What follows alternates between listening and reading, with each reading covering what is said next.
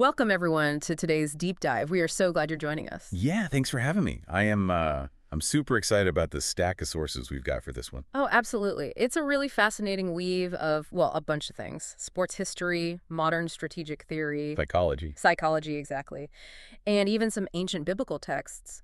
All of it is pulled together from this incredibly rich essay called The School Within: Focus, Faith, and the Architecture of Becoming. Which is just a great title, honestly. Right. It really is. And the overarching mission for you listening right now is to help you figure out what inner curriculum is currently running your life and your career. Yeah, because we all have one, whether we realize it or not. Totally. So the essay starts by grounding everything in this 19th century quote from Henry Ward Beecher. He said, "The mother's heart is a child's school." That's such a powerful way to put it. It is, and the author argues that our most formative education, like a really foundational stuff, it isn't academic. It's completely atmospheric. Yeah, atmospheric learning. I mean, we absorb our emotional and psychological environment way before we even have a vocabulary to, articulate what's happening. Right before we can even speak, we're taking notes. Exactly. And that ambient curriculum writes the initial code for how we process reality. It teaches us if we're capable or, fundamentally deficient. It sets our baseline for risk, right? Like, are we allowed to take up space and dream massive dreams, or... Or is the safest bet just to stay small and quiet? Yeah. Exactly. Oh. Long before you take your first professional risk, that internal school has already handed you a syllabus. A syllabus of what's possible. Man, okay, let's unpack this, because it's one thing to talk about this inner school as some abstract psychological concept. Right, like an interesting theory. Exactly. Yeah. But the essay translates this into the hard neurological reality of how our focus actually physically dictates our outcomes. And this is where the sports history comes in, right? Yes. October 3rd, 1951. Ralph Branca takes the mound for the Brooklyn Dodgers. The pennant is completely on the line. High stakes. The highest. He's facing Bobby Thompson of the New York Giants. And right before the pitch, a teammate walks up to Branca and gives him one incredibly specific piece of advice. He says, "Whatever you do, don't throw it up and in." And I think we all know what happens next. Yep. Seconds later, Branca throws the ball up and in. Oh. Thompson crushes it. Home run.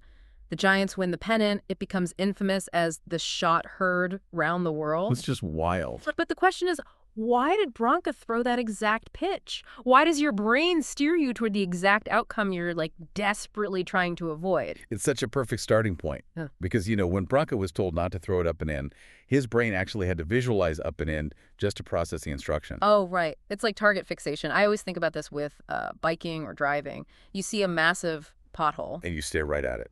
You stare at it because you are terrified of hitting it, but because your visual field is locked onto it, your hands subconsciously steer the handlebars right into the crater. Yeah, you drive right into the thing you're trying to avoid. And Hall of Fame football coach Tony Dungy actually highlights this exact dynamic in the source material. Really? How did he frame it? Well, he looks at moments like Branca's pitch, and he says, look, steering where you stare isn't magical thinking. It's a hardwired neurological pattern. Okay, so it's biology, basically. Yeah, pretty much. When you fixate on an obstacle, that obstacle just consumes all your cognitive bandwidth. It physically expands in your mental map until it's the only thing you can see. And your body just naturally organizes around whatever is at the center of your focus. Exactly. So if you're constantly obsessing over a project failing, your daily actions start organizing around mitigating failure. Instead of actually pursuing innovation. Wow. Right. And Dungy anchors this concept in an ancient framework. He brings up Psalm 37, which talks about taking delight in the Lord to reshape desires. Okay, so bringing in the biblical text. Yeah, but looking at it impartially, purely as a psychological mechanism, the principle is all about reorienting your focal point. The text is basically saying that when you consciously shift your attention toward a higher organizing principle, it reorganizes your baseline desires. So it shifts the brain away from that pothole, the target fixation, and redirects the energy toward, like, a constructive goal. Precisely. It breaks the target fixation loop. Okay, so if target fixation is our default setting as humans, how do we look at a massive threat without steering right into it? Like, how do we acknowledge an obstacle without letting it consume our bandwidth? That's the real challenge, isn't it? It is, and the essay explores this by looking at people who mastered the art of reframing the threat. And my favorite example here is the golfer, Tom Kite. Oh, this is a great story. From Oz Hillman's writings, right? Yes. So going back to Kite's early years, He was this small kid, wore glasses, and he was constantly overshadowed by his classmate, Ben Crenshaw. Who is basically a golden-haired prodigy. Exactly. Crenshaw already had 2 state championships. The contrast between them was just glaring. Yeah, Kite didn't exactly look the part of a future champion. Not at all. And Kite's parents saw this. They wanted to protect their 14-year-old son from getting his heart broken. So they actually went to a former tour professional and asked him to, gently discourage Kite's dreams. It's just, wow, your own parents. Right. But the pro refused. He basically said, the boy will figure out soon enough if he belongs on the course. And Kite definitely figured it out. He sure did. He ignored the naysayers, completely outworked them, tied Crenshaw for the '72 NCAA title, and eventually won the 1992 U.S. Open at Pebble Beach. In just absolutely brutal weather conditions, Yeah. if I remember correctly. Freezing, gale force winds, unbelievable conditions. What's fascinating here is the psychological division of labor. The essay brings in Bob Rotella, the sports psychologist. Oh, I love Rotella's work. Yeah, and Rotella argues that talent has way more to do with the architecture inside an athlete's head than their physical traits. It's all the inner school. Exactly. Kite's superpower was his absolute refusal to let other people's vision of his limits become his own operating system. His parents, his community, they all tried to enroll him in this curriculum of lowered expectations. And he just declined the syllabus. He just didn't sign up for the class. Yeah. He didn't even waste energy arguing with them. He just operated in a totally different reality. That level of cognitive autonomy is crazy. And the essay connects that directly to the story of David and Goliath, right? Yeah, it does. Which, I mean, we all know the basic underdog story. The kid with the slingshot. Right, Sunday school classic. But what usually gets missed is the real-time psychological reframing that's actually happening in that text.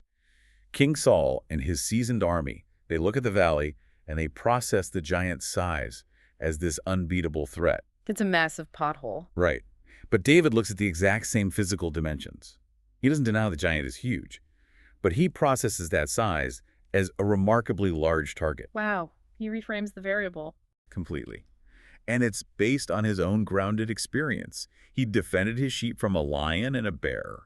He knew the lethal velocity of his sling. So to a guy in hand-to-hand combat, a giant is a nightmare. But to a shepherd acting as light artillery, a slow, massive target is a tactical advantage. That is such a cool shift in perspective. And Oz-Hillman points out something super subtle here. The true miracle might not even be the victory itself.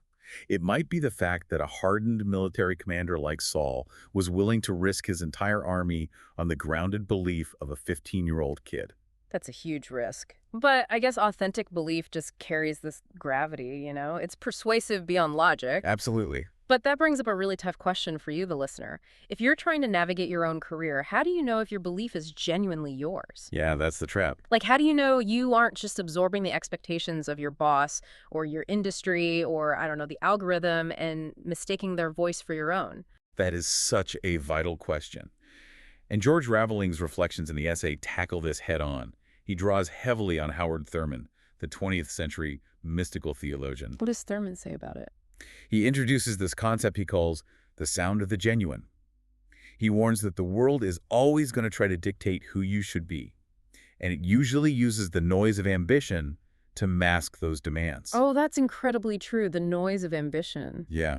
Thurman argues that this sound of the genuine flowing through you is the only true guide you'll ever have. If you lose contact with it, you lose your anchor entirely. Cleo Wade actually expands on that in the text, too. She says success isn't about the scale of what you built or the fancy title you achieved. It's about whether you were true to what you were given.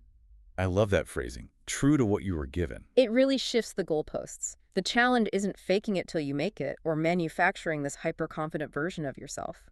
The real work is stripping away the atmospheric conditioning. Just trying to hear that baseline signal of your own truth. Which means the primary job of leadership is tuning your receiver to that internal frequency and then protecting it from interference. Okay, here's where it gets really interesting. Because if tuning into that frequency is the goal, what happens when we fail? The strategic consequences, right? Yeah. What happens when a leader with actual power loses that sound of the genuine? The essay brings in Robert Greene from The Laws of Human Nature to answer this. Oh, Greene's work on tailored flattery is terrifyingly accurate. It is. He analyzes leaders who have massive external power but zero internal compass.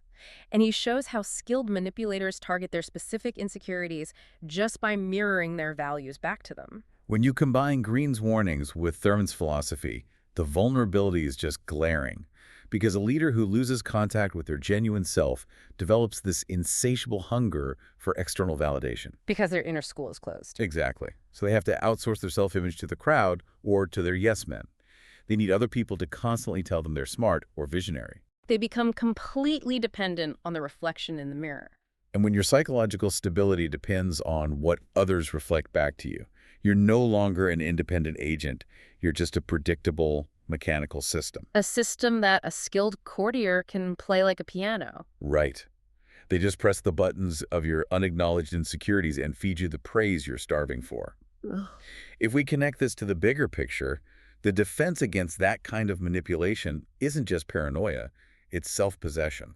Which means what, practically? Well, the essay quotes Morgan Harper Nichols here. You are not obligated to set yourself on fire to keep others warm. Oh, wow. Yeah. Self-possession means being so deeply rooted in your own knowing that flattery just slides right off you. You can't be leveraged if you aren't desperate for the room's approval. It's the prerequisite for true integrity. Okay, wait a minute. I have to play devil's advocate here for a second. Go for it. We're talking all about the inner school, the sound of the genuine refusing limits. If we aren't careful, doesn't this risk sounding like, I don't know, toxic positivity? Or just magical thinking? I completely see where you're going with that. Like, Tom Kite didn't step onto the tee box at Pebble Beach in a hurricane and just believed the ball into the hole. David still had to physically execute a lethal shot with a sling. The real world demands more than just a good internal frequency, right? You are absolutely right. And the author of the essay anticipates that exact critique. That's why they bring in Seth Godin for a rigid reality check. What does Godin say? He breaks down the myths of systems.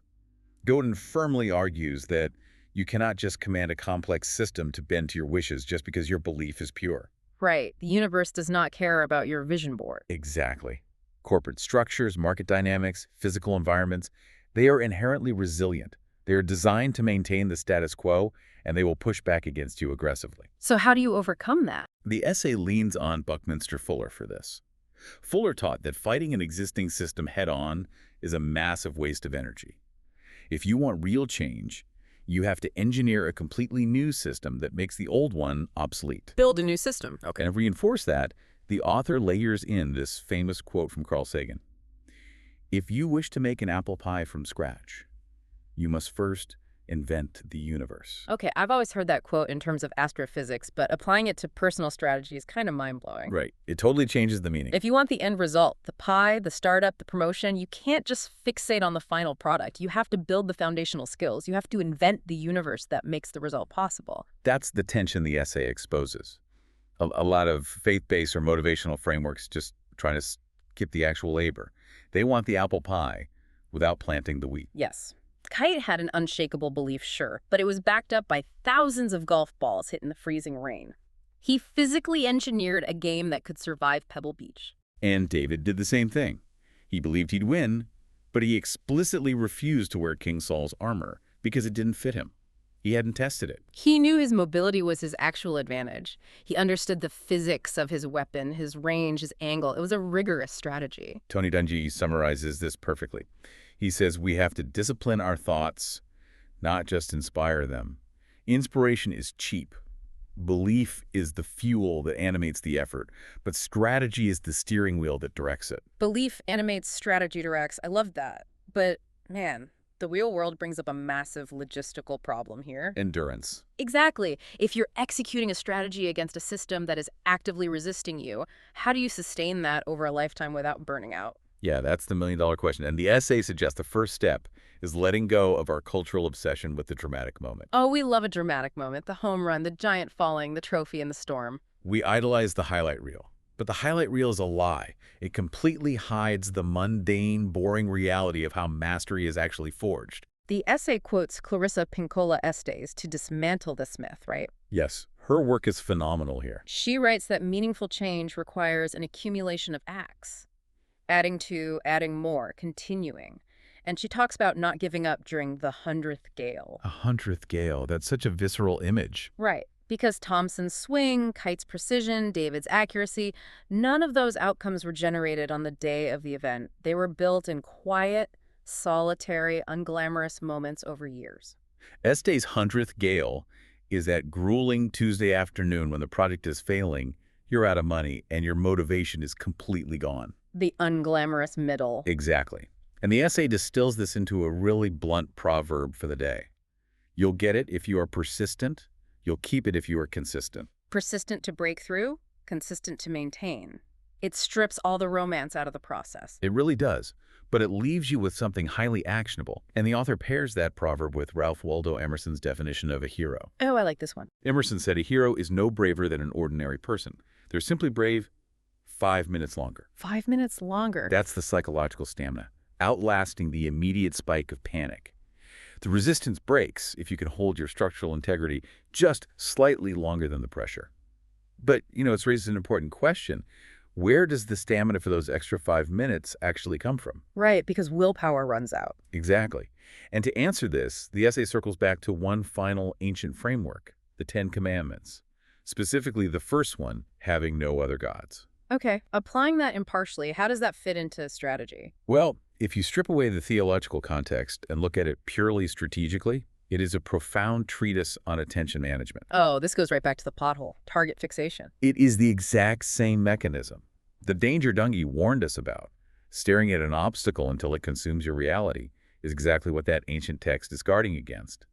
Whatever you place at the absolute center of your life becomes your organizing principle. It becomes your God. Right. So if you center your life around the fear of a competitor or the pursuit of wealth or the desperate need for external validation, your entire nervous system organizes around serving that focus. Wow. Your focus dictates your response to Robert Greene's flattery trap, your resilience during the 100th gale, and your ability to find those extra 5 minutes of bravery. Everything flows from that center.